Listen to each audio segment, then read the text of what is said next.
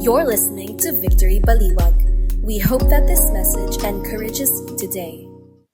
Okay, let's read. It says in John chapter 15, verse 18 to chapter 16, verse 4, "If the world hates you, you know that it has hated me before it hated you. If you were of the world would love you as its own. But because you are not of the world, but I chose you out of the world, therefore the world hates you. Remember the word that I said to you, a servant is not greater than his master. If they persecuted me, they will also persecute you. If they kept my word, they will also keep yours. But all these things they will do to you on account of my name, because they do not know him who sent me. If I had not come and spoken to them, they would not have been guilty of sin. But now they have no excuse for their sin. Whoever hates me hates my Father also. If I had not done among them the works that no one else did, they would not be guilty of sin. But now they have seen and hated both me and my Father, but the word that is written in their law must be fulfilled. They hated me without a cause. But when the Helper comes, whom I will send to you from the Father, the Spirit of truth, who proceeds from the Father, he will bear witness about me, and you also will bear witness because you have been with me from the beginning. I have said all these things to you to keep you from falling away. They will put you out of the synagogues. Indeed, the hour is coming when whoever kills you will think he is offering service to God. And they will do things because they have not known the Father nor me. But I have said these things to you that when their hour comes, you may remember that I told them to you. Let's pray. Father God, we thank you for your word, for the gift of your word. Father God, we ask the Holy Spirit to guide us in whatever we will be hearing. Open up our eyes to see, our ears to hear, and open up our hearts.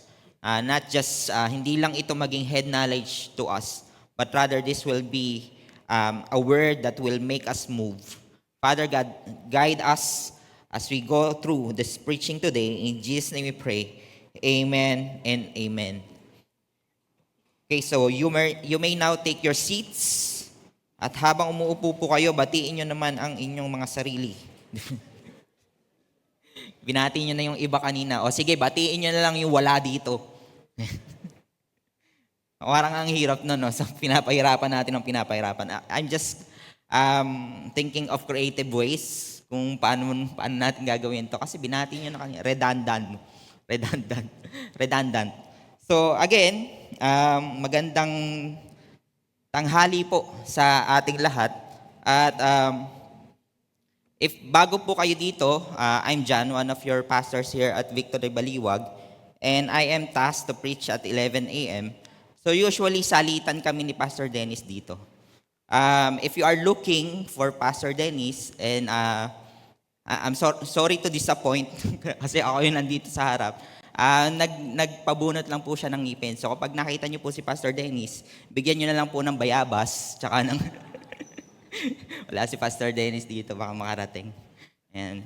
Bayabas, nilagang mais, adobong mani, ayan yung mga ibigay nyo. Hindi, habang wala pa po siya, I will fill in for his schedule. And again, we are praying for the fast recovery kay Pastor Dennis. So, again, we are at the end of our series called Cause of the Cross. Now, kung bago po kayong pasok doon sa series na ito, hindi nyo naabutan yung unang tatlo. By the way, this is a 4-week series. Kung hindi nyo po naabutan yung unang tatlo, huwag kayong mag-alala. Dahil Bible pa rin naman ang tinuturo natin dito, wala kayong na-miss out kasi uulit at uulit pa rin naman yan. And again, this series is about discipleship. This is our effort for each and every one of us to be faithful to the Word and talk about discipleship, godly, biblical discipleship. Kasi kapag sinabi nating discipleship, marami po yung discipleship. Kung pwede kayong maging, sabi nga natin last week, pwede kayong maging disipulo ng kung sino. Disipulo ni Bruce Lee, kung sino-sino. Pero, again, when we are disciples of Christ, automatically, we should be biblical. We should be following His Word. We are Christians. So, malabo naman yon, Christian ka pero hindi ka follower ni Christ. Hindi po mangyayari. So, again, yung statement na salvation is free, but discipleship is costly. Doon galing, yun ang effort natin para mas madali siyang tandaan. Again, salvation is free, but discipleship is costly. Baka kasi mamaya isipin natin, lahat ba to, dapat kong pagdaanan para mapunta ako ng heaven? Well, hindi. But again, whenever we miss the opportunity, whenever we miss all of those things na ino-offer ng discipleship, we could have missed the opportunity to really obey God. Yun yung idea natin ng discipleship. So, gaya nung week 1, we talked about the narrow gate. So kapag ba nasa wide gate ka, hindi ka na save. So pwede nating isipin na, sige, pwede ka pa rin naman save, but you have missed that very opportunity to follow God, to follow Christ in what He has done. So, again, on week 2, we talked about forsaking all priorities. Kung sino ba dapat yung nauna sa buhay natin. So, alam naman natin yan, the greatest commandment. Nung tinanong si Jesus, ano ang greatest commandment? Kasi at that time, ang dami ng commandment. Nagkasusun-susun na. Tungkol sa Sabbath, tungkol sa mga feast, tungkol sa trabaho, or anything. Ang dami ng law. Pero ano ba ang greatest commandment? Ang greatest commandment is love God and love your neighbor. And then everything else will be rooted at that commandment. So, ibig sabihin, our priority should be God above all. So, hindi natin kailangang kabisaduhin yung lahat ng utos na yon. But rather, we always check our hearts if God is the center of what we are doing. Week 3, we talked about denying ourselves. Not in a sense na, hindi ako to, hindi ako yan. Hindi yun yung denying oneself. Denying oneself is putting God in the center of our life. Not anyone else, not ourselves, but rather it is God who is King, He is Lord. Sabi nga, di ba, dun sa sa scripture, why do you call me Lord, Lord? And hindi mo naman sinasunod yung mga sinasabi ko. So wala lang sense. So whenever we say that Jesus is Lord in our life, we are saying that this life is not about me, but this is about God. So at this time, we will be going or ending this with the idea of facing persecution. So ito yung pinaka-favorite nating topic. Pinaka-paborito nating part ng isang pagiging Christian. Ito ba yung paborito nyo? Parang alang sumagot. Kahit ako, tanongin nyo ako, parang ayoko nito eh. Pero again, persecution is part of being a follower of Christ. So, good news ba siya? Bad news ba siya? Makikita natin. So again, ito yung paborito nating topic. Yung iba siguro, ang paborito nila ay provision, blessing, healing, opportunities, promotion, and yan yung mga hindi natin paborito. Ang paborito talaga natin, persecution. Naalala ko nga kanina ko lang narinig, na sa China daw, hindi daw nila pinagpe-pray na mawala yung persecution. Kasi ang persecution daw sa China ay lalong nag-aalab ang mga Kristiyano kapag meron. So try to check. Yung mga persecution ba sa buhay natin ay pinagdarasal nating mawala. So wala namang problema. Kasi hindi rin naman natin matitwist yung kamay ni God kasi hindi naman tayo yung Diyos. So mali ba tayo when we are praying for comfort? Hindi rin naman. But ang gusto natin is whenever persecution is present, we will be encouraged, when we will be on fire on the commandment of God and His purpose in our life. Persecution, purpose. So yun yung gusto nating direksyon. So, first, let me ask you this question. Have you ever felt left out, ridiculed, or mistreated for your faith? So, sa madaling salita, na-persecute ka na ba? So, some will say yes, some will say, teka, parang wala akong matandaan. Alam nyo ba, every Monday nakakatanggap ako ng persecution kapag namamalengke kami. Lagi nilang may tumatawag sa akin, Pogi, anong hinahanap mo? Ano sa tingin mo? Hindi ko alam ang hinahanap ko, tinanggap yung Pogi. Hindi, ano na. Joke lang po yun. Huwag niyong ino-notes yun. So, hindi ito yung persecution na inirapan ka lang, hindi ito yung persecution na kinurot ka lang, hindi ka lang pinansin ng 2 linggo, hindi ito yung persecution na hindi ka pinahiram ng ballpen, hindi ito yon. But this is persecution that for your faith. Madalas siguro natawag ka ng pastor kahit hindi ka naman pastor. Alam niyo mo, before, may mga kaibigan ako, kahit po tanungin niyo sila, hindi naman nila itatanggi. Na simula na naging Christian ako, minsan, pastor ang tinatawag na sa akin, hindi naman ako pastor at that time. So, bakit? Kasi, minsan gusto mong i-share yung nakita mo talaga na maganda. Ganoon naman tayo eh. Ang gusto nating i-share sa mga kaibigan natin is yung nakita nating maganda. And if you find the gospel very beautiful, sana hindi lang maganda pero but purposeful, the ultimate gift, the ultimate generosity na pwede mong isabihin sa kaibigan mo, shinare mo, and then suddenly, they mocked you. They ridicule you. Diba? Minsan nga, hawakan ka pang ganun. No? Tapos, hindi ko alam kung ano ginagawa nila Pinupunasan ka pa ng kung ano-ano. Pero again, congratulations because you are one of those true believers, true Christians. Pero again, yung mga simpleng persecution lang, hindi po siguro kasama dun sa status na to or sa stats na to.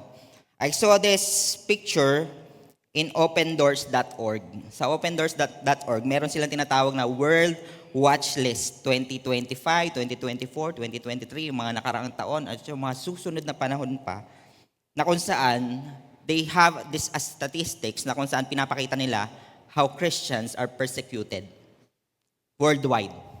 Sabi nga dito, more than 380 million Christians suffer high levels of persecution. Specific yan, high levels of persecution. Gaya nga lang sabi natin kanina, hindi ito yung nairapan ka lang. Dahil Christian ka. And discrimination for their faith. Example of this, physical, verbal abuse, imprisonment, o nakulong ka na ba dahil Christian ka. Kidnapping, ayan nakuha ka na ba ng puting van? So, bribes, nabayaran ka na ba para lang sabihin sa'yo na, para lang i-denounce mo na Christian ka? Deportation, so yung mga missionary na ano nila to, na experience nila to. Destruction of property, nagpark ka lang, diba, drawingan na, nilagyan na ng graffiti yung sasakyan mo. Fines, torture, and even murder. Now, there is a video, hindi ko na lang papakita, pero may kinuha akong snippet or a quote dun sa pastor na nandun sa video. He is Ibrahim, he's a Christian, he's a pastor of Sudan. Ito yung mismo sinabi niya, this verbatim.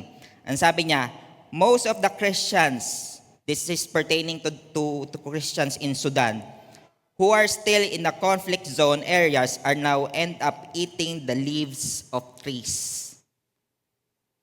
Breakfast, lunch, dinner.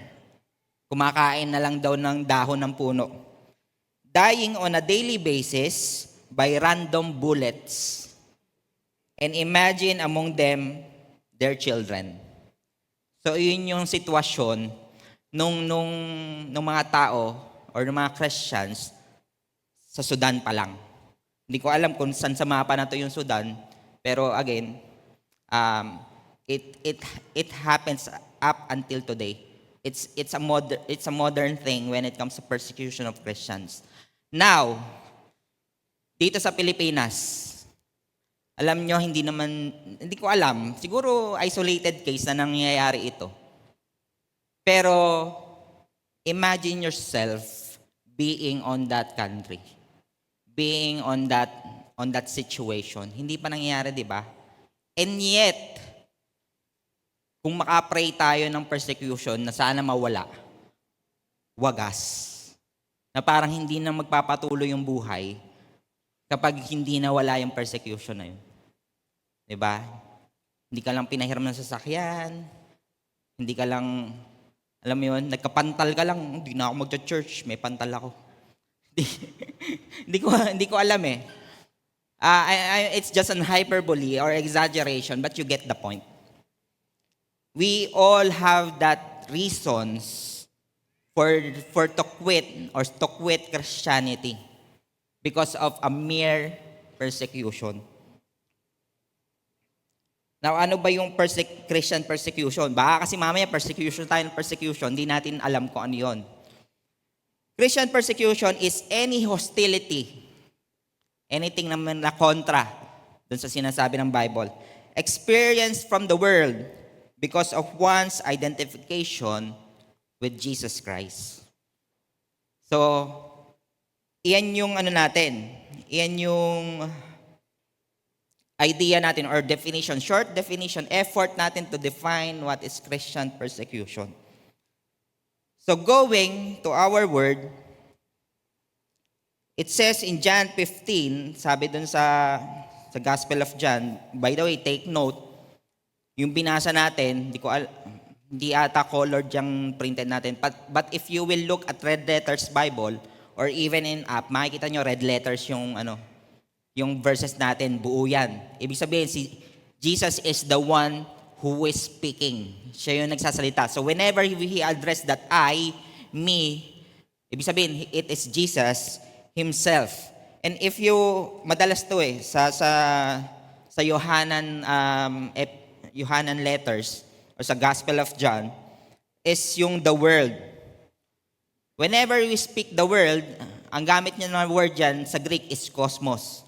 Kapag sinabing cosmos, is the entirety of humans in all its essence. So, meron kasi sa Old Testament, kapag sinabing the world, minsan place, minsan taniman, minsan. So, it's para lang mas aware tayo kasi makikita natin, lalo na yung sikat na John 3:16, for God so loved the world. Ibig sabihin, it speaks of entirety. Ang sabi dito, if the world hates you, know that it hated me before it hated you. So there are two people. Pag tinignan natin mabuti or in-observe natin yung scripture natin, there are two people. One that is hated by the world and one that is loved by the world. So kasi meron pa dito, if you were of the world would love you as its own. So ituturing ka ng mundo na pagmamay-ari niya. So, but because you are not of the world, but I chose you out of the world, therefore the world hates you. Now, if you look at the scripture, I forgot kung saan mismong version, we are citizens of heaven. We have, as Christians, we have to be mindful that this is all temporary. Because there will come a time that we will go back home. So, naalala ko nga dun sa, I think si Peter din yung nagsabi, if you suffered a little while, pinako ka nga ng pabaliktad. So, it is Peter who said that. And if you look at the disciples, hindi naman din lahat sila ay hindi nakatanggap ng persecution. In fact, it is only the Apostle John who died of old age. Diba? Merong nalaglag, merong inispada, merong pinakuluan, kung ano-ano pa. So, kaya nga paborito natin ito eh, 'di ba? So exciting, ano kaya dun yung para sa akin? So, again, if we will be faithful on just on the book of John, whenever persecution is present, ito yung kadalasan na makikita natin. Nandyan din yung mga verse, pwede nyo screenshot, pwede nyo basahin kung talagang interested kayo at excited kayo kung alin dyan yung para sa inyo. But again, it is present on the book of John. For example, hatred and rejection. It is very common. Sabi nga dun sa John chapter 1, verse 11, He came to His own and His own people did not receive Him. Pumunta siya para sa mga Jewish, pero yung mga Jewish mismo ang hindi nag-receive sa Kanya. He was rejected. Is rejected common when it comes to Christianity? Yes. Aayain mo lang mag-church, ayaw. 'Di ba? Pagpe-pray mo lang, minsan ayaw. Pero again, I hope that we won't be stopped because of those small rejection. Kasi si Jesus nga eh. So, another thing, verbal attack and false accusation. Most probably, some of us have experienced verbal attack. Pastor, pastora, di ba? Pag-pray mo naman ako, nayumaman ako. Ay, ginawa ka pang ano, alam mo yun, ginawa ka pang middleman. Pero again, we can see that yung verbal attack doon sa John chapter 8 verse 48, ayan, dito. Pag tinignan nyo yan sa Bible nyo, ang sabi pa dyan, the Jews answered him, are we not right in saying that you are a Samaritan and have a demon? So ang sinabi pa ng mga Jewish kay Jesus, teka, sinasapian ka yata. Diba? So ganun na lang yung verbal abuse sa kanya. I don't know if some of your close friends or people na medyo na-share nyo ng gospel, baka nasabi, hibang ka na ba? Sinasapian ka yata. Baka batuhin ka ng asin. Uso pa naman ng batuhan ng asin. Natawa yung mga babad sa TikTok. Anyway, so traps and excommunication. Ibig sabihin, pinuputol ka doon sa pagsasamahan nyo.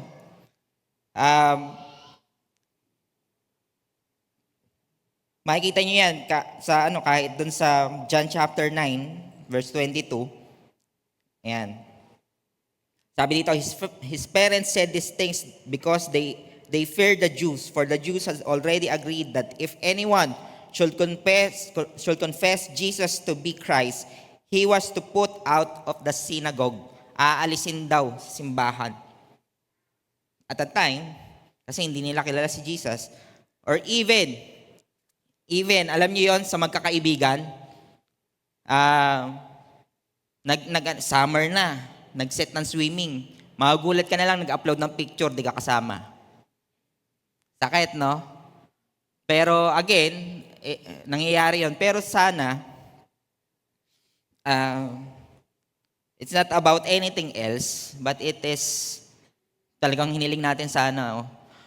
Sana it's about your stand when it comes to the belief of who Jesus is. Violence, death threats, arrest, and unjust trial, mockery, beatings. I don't know if you have been nabugbog ka na ba dahil sa gospel, but crucifixion, even to the point of Jesus, He was crucified. He was treated like a criminal. What more of a persecution anong form pa ba ng persecution ang pwede nating ilagay dyan? So, in all of those, let me just introduce you to someone. His name is Polycarp. Tunog Pokemon, di ba? Pero again, si Polycarp, sa madaling salita, apostle siya disciple siya ni John. So, I won't go into details, pero he grew up looking at the Apostle John. Kumbaga parang nung nagpipreach si Apostle John, sila yung Every Nation Campus at that time. Sila yung mga bata. Pero again, Polycarp was a 2nd century Christian bishop. Again, a disciple of the Apostle John. His martyrdom is one of the earliest and most well-documented Christian in the Christian history. If you look at the Christian history, makikita nyo yan, si Polycarp, one of the earliest recorded, well-documented person that was persecuted. So, again, dahil nga sa pag-share ng gospel, dahil sa belief niya, the Roman officials attempted to capture him. So, in attempt, nagkaroon ng takasan, pero nung nakita din siya, ang ginawa niya, sabi niya, God's will be done. Tapos yung mga mag-a-arrest sa kanya, pinakain pa niya. Di ba? Pinagsangyupsal pa niya. Pero at the end of it, ang sabi nung Roman, sabi ni Caesar at that time, curse Jesus, swear and I will release you. Yun lang yung gagawin niya eh. I-denounce lang niya. I-swear lang niya si Jesus Christ. Papalayain siya. Hindi na siya hahabulin. Ngayon, yun yung now, ito yung famous line niya. This is well documented. Ang sabi niya, 86 years I have served him and he has done me no wrong. Pertaining to Jesus, he has done me no wrong. How then can I blaspheme my King and Savior? So yun yung sabi niya. So again, the officials threatened him. Ang sabi niya, marami akong wild beast dito. So hindi lang lion. Yung kay Daniel, lion lang. Marami akong wild beast dito. Ipapakain kita. Pero ang sabi niya, wala lang dito dun sa quote, pero ang sabi niya, you threaten me with fire that burns for an hour and is soon extinguished. Ano, tinatakot mo ako ng apoy na magbaburn lang ng saglit. Tapos mawawala rin naman. But you do not know the fire of the coming judgment and eternal punishment reserved for the ungodly. Hindi mo naintindihan. Kasi yung fire na susunod pa dyan will never extinguish. So anong nangyari? Nasave ba siya? Hindi. Pero he left an impact to the Roman soldiers. Not even on his death, he was burned alive. And some people, eyewitness, na sabi, yung apoy daw ay lumalayo sa kanya. Sabi na lang to, sabi na lang, it was recorded, na parang ayaw siyang sunugin. And yet, the Roman soldier speared him. Tapos yun yung kinamatay niya. And then his blood was splattered on the ground, extinguishing the fire. So, very, very dramatic, no? Pero if you look at it,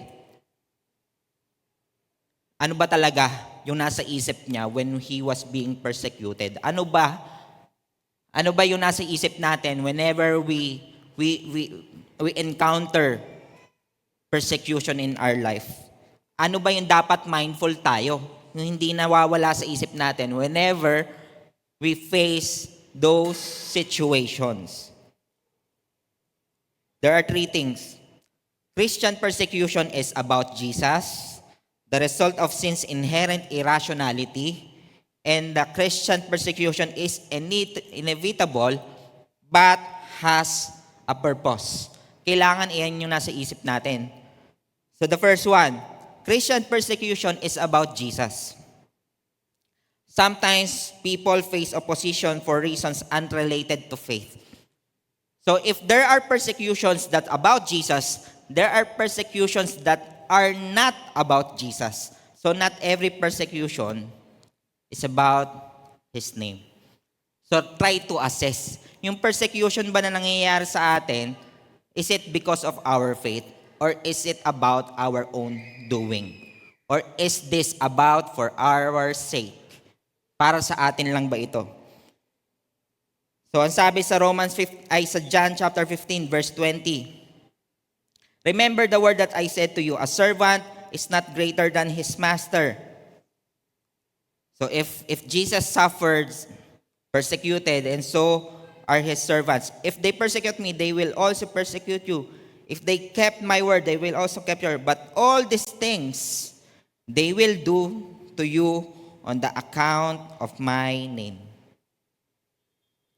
You will be persecuted because of Jesus' name.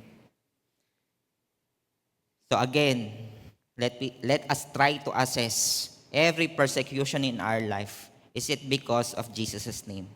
I remember a preacher once said a story of a man being fired from his work, a warehouse, na natanggal sa trabaho.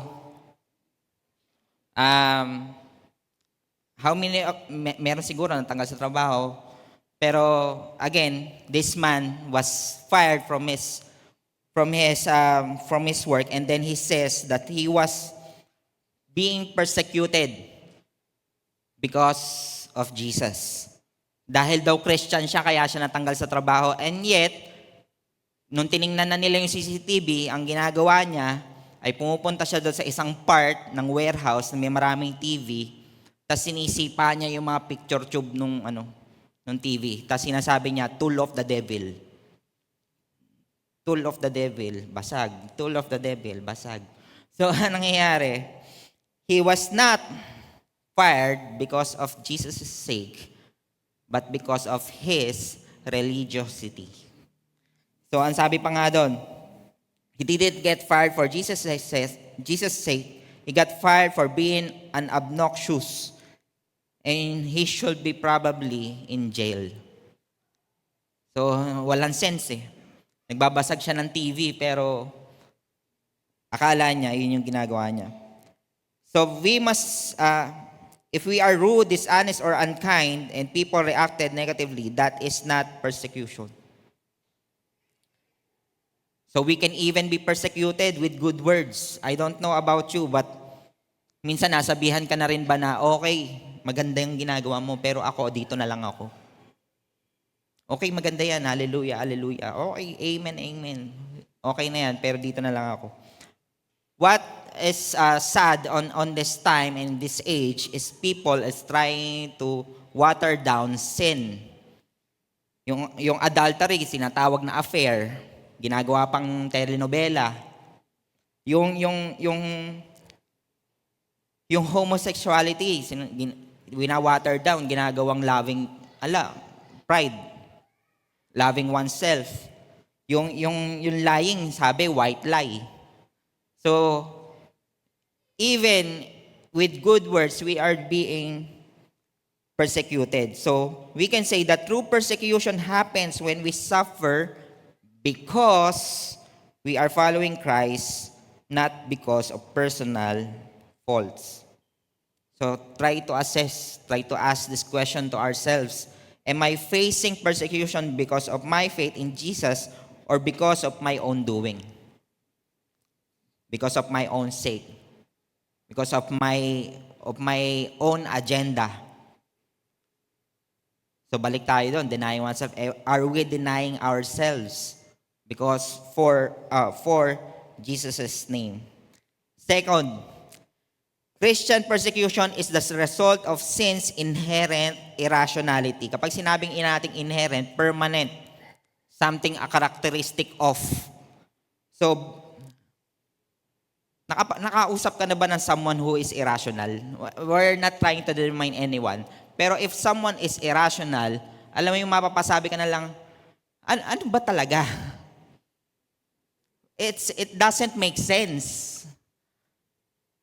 So, the nature of sin, the characteristics of sin, is it being irrational. So, sabi sa John chapter 15, dun sa verse 25, but the word that is written in their law, they hated me without a cause. Has someone hated you without a cause? Wala ka namang ginagawa, but they hated you. Now, at that sa ibang translation, they hated me without reason. So sin is irrational. It's nature. Imaginein mo, sabi nga sa Bible, di ba, we are slaves of sin. Ano po ginagawa ng, if you want to do something good to a slave, anong gagawin mo? Papalayain mo, di ba? So Jesus offered us freedom, and yet people are rejecting that freedom. It doesn't make sense. It's irrational. And someone who is, alam niyo yung babad sa kasalanan, alam na alam mo eh. Parang, teka, are you still sane? Nasa tamang pag-iisip pa ba ito? But again, our response should be what Jesus' response. Forgive them, Father, for they did not know what they are doing. So the question is, how can I show love even when I am being persecuted? You are being rational. You are being, ikaw yung logical, ikaw yung rational, ikaw yung, and yet, you are the one being persecuted. Even we can say, belief in God is not only moral, hindi lang siya spiritual, hindi lang siya emotional, but it is also rational, logical, common sense. Yan yung medyo madalas na offending na word, common sense. So, if someone so used to and sinning loses that common sense. Sakit, no? Pero alam ko hindi kayo nasasaktan nun kasi hindi naman kayo yun. So to flip it, in the contrast of it, to reject God is not only immoral, unspiritual, emotional, it is also irrational. So imagine someone, kunwari doktor, nagbigay ng solusyon dun sa ng treatment sa'yo. Pero ang sabi mo, hindi totoo yan. Nagsisinungaling ka. Wala akong sakit. And then you end up dying. I don't know, but you see, does these things happen? Nangyayari ba siya? We are offering salvation. It's free. And yet, we are being persecuted. So don't be surprised when people oppose you for no logical reason. Minsan naghahanap tayo talaga ng deepest why. Bakit ba ayaw mo? Wag niyo na pong hanapin, sayang ang oras niyo, because again, the nature of sin is being irrational. So, how can I show love even when I am being persecuted? Now, this is a practical tip. Lalo na po dun sa mga ikakasal, single, or someone who will celebrate something. Don't miss the chance. Don't miss the opportunity to be persecuted on your wedding day. Kasi at that time, ikaw yung in control. Ikaw yung masusunod. So wag niyo nang lagyan ng alak yung birthday niyo. Wag niyo nang lagyan ng alak yung wedding niyo. So it says something about you. Do not be conformed in the world, but again, be someone who speak life and truth with love to the people. It is the time for you to share. God has given you the opportunity. Alam niyo, pray ng opportunity for us to be God's ambassadors, the bearer of the message of reconciliation.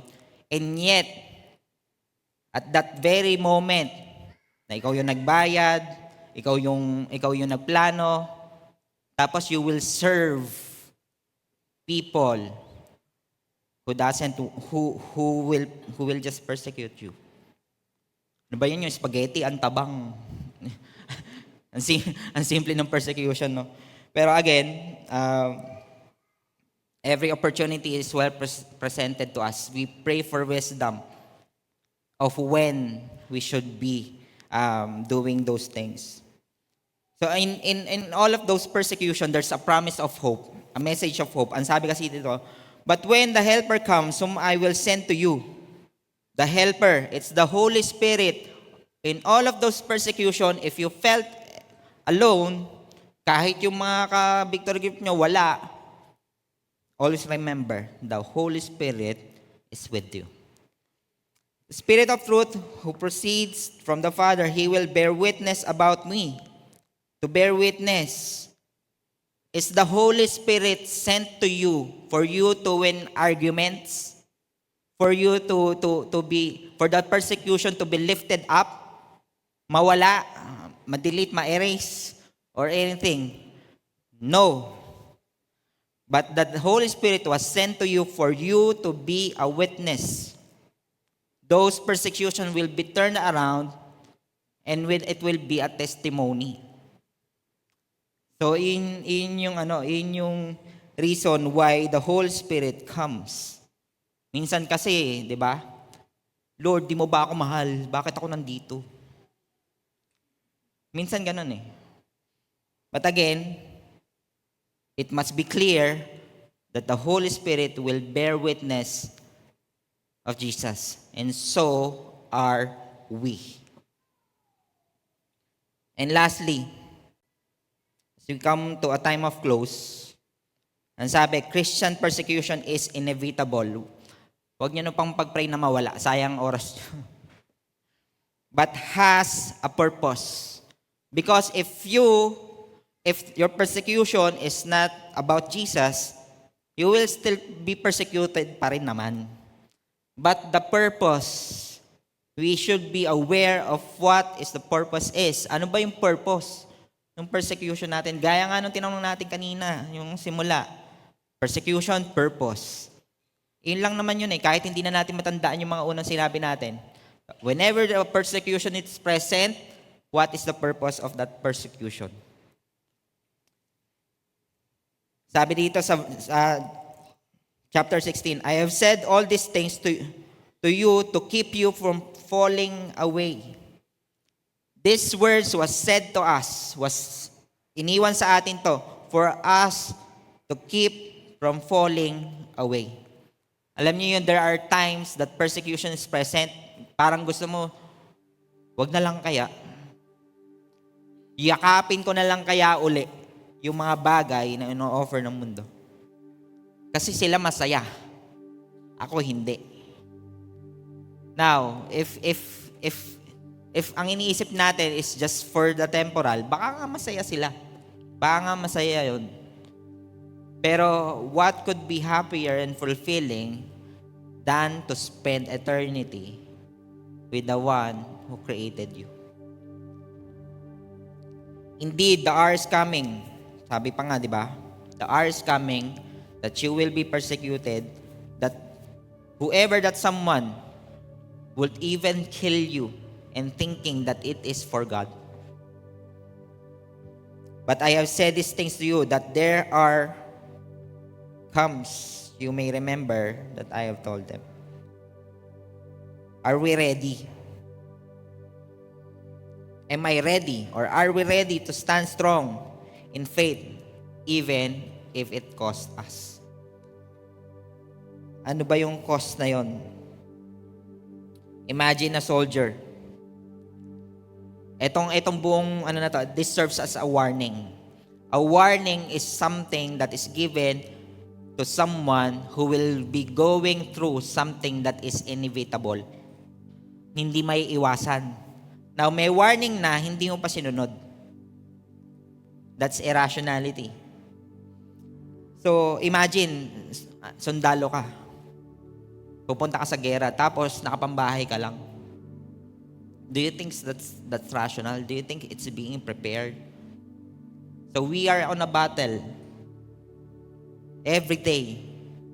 Persecution can come up, can pop up anytime. Are we being prepared? So we must prepare our hearts for persecution. Instead of fearing persecution, we should embrace it as a sign that we belong to Jesus. It is a sign that we belong to Jesus. When we face persecution, we rely on the Holy Spirit. Now, let us all stand as we come to a time of worship.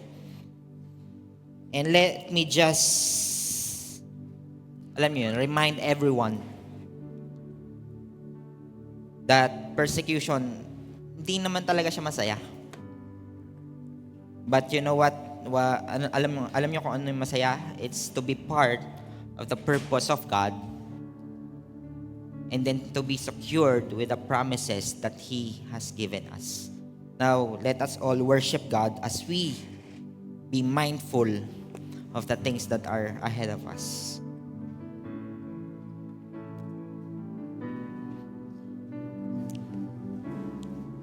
I have decided, yes, I've decided to follow Jesus for all of my days. I have decided, yes, I've decided to follow Jesus for all of my days. I have decided, yes, I've decided to follow Jesus for all of my days. I have decided, yes, I've decided to follow Jesus for all of my days. Say, I have decided, yes, I've decided to follow Jesus for all of my days. I have decided, yes, I've decided to follow Jesus for all of my days. Oh, to live is Christ, and cling to the hope of the promise for all of my days. And to die is gain, with gladness I'll carry my cross. It is life, oh, to live is Christ, cling to the hope of your promise for all of my days. And to die is gain, with gladness I'll carry my cross. But 'tis life, oh, to live is Christ, and cling to the hope of your promise for all of my days.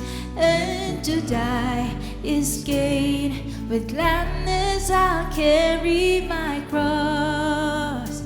And His life is yours, and your love is mine. Now let us end with a story. I heard this story yesterday. This is a story about a boy and a boat. So yung bata, ang ginawa niya, he created a toy boat. He was so excited to play with it. Ang ginawa niya, pumunta kagad siya dun sa ilog. So tinalian niya yung laruan niya, pero sobrang lakas nung current ng ilog, napigtas. So anong nangyari? Umuwi siya, malungkot siya kasi nawala yung bangka niya. But the next day, nung pumunta siya dun sa town, dumaan siya sa isang toy store, nakita niya yung bangka niya naka-display. So tuwan-tuwa siya. Nakita niya yung bangka. So to his excitement, pumunta siya dun sa loob. Ang sabi niya, that boat is mine, can I have it back? Pwede ko bang makuha uli? Ang sabi nung may-ari ng toy store, hindi. If you want it back, you should buy it. Ngayon, syempre, malungkot siya, umuwi siya, pero ang ginawa niya, dahil nga nakita niya, hindi niya nakita yung hirap. Nakita niya yung boat. Ang ginawa niya, nagtrabaho siya, gumawa siya ng chores para makaipon. And then, after a few days, bumalik siya, nandun pa rin yung toy boat niya, binili niya yung boat. Now, he was so excited to go home, holding that boat, and says, You are now, I have created you, and I have bought you. You are now twice as mine. Now imagine God creating you for a purpose, and then you have been lost, but He bought you with a price. So now your life is twice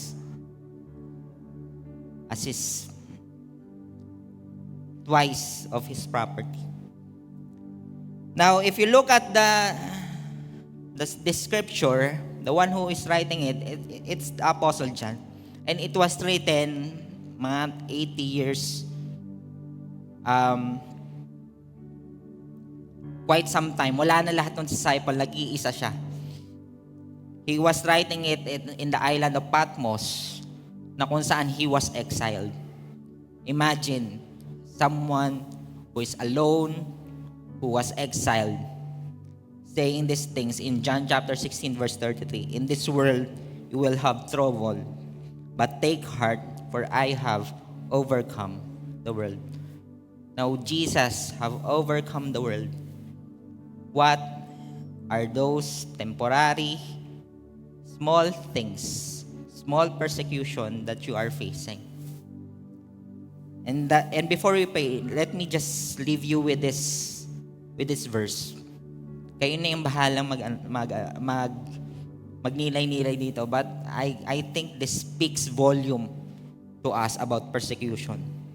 Can we show the slide? It says in 1 Peter chapter 4, verse 1 to 5, NLT. Ang sabi dito, so then, since Christ suffered physical pain, you must arm yourselves with the same attitude He had.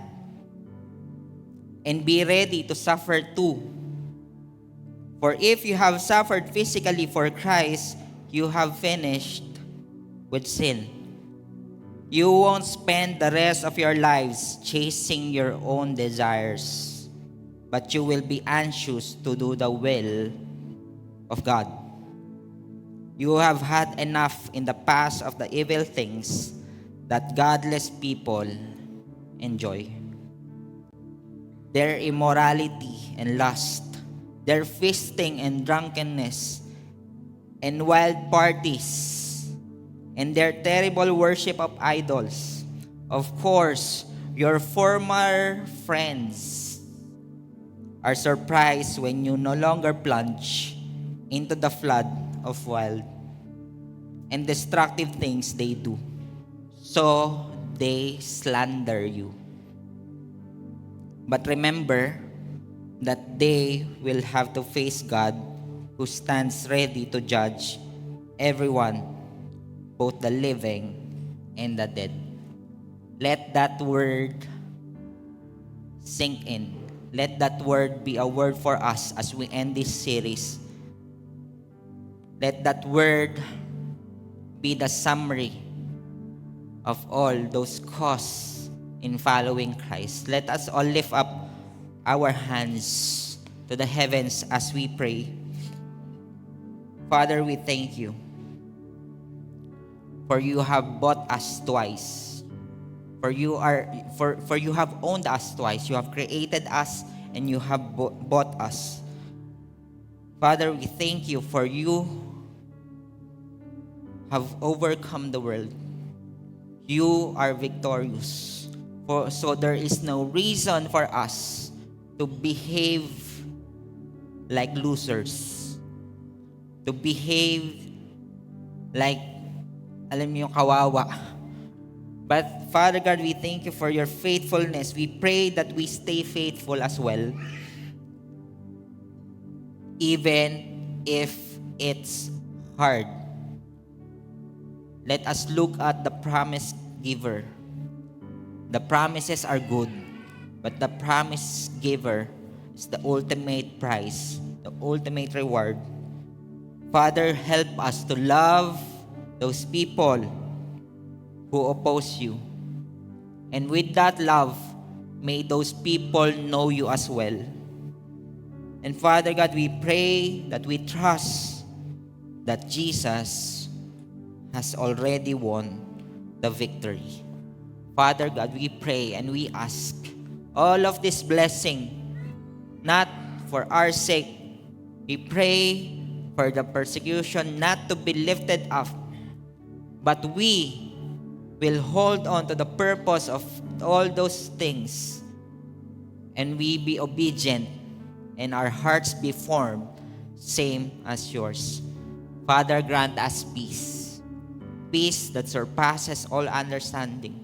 Lift all the countenance towards us, Father God. We pray that we will be a conduit of that message of reconciliation. Father, we thank you. We glorify you. We lift up your name. In Jesus' name we pray. Amen and amen.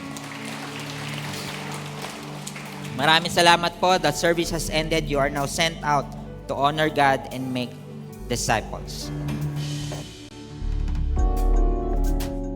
Thank you for listening to Victory Baliwag Podcast. Follow us at Victory Baliwag on Facebook and YouTube for more details as we honor God and make disciples.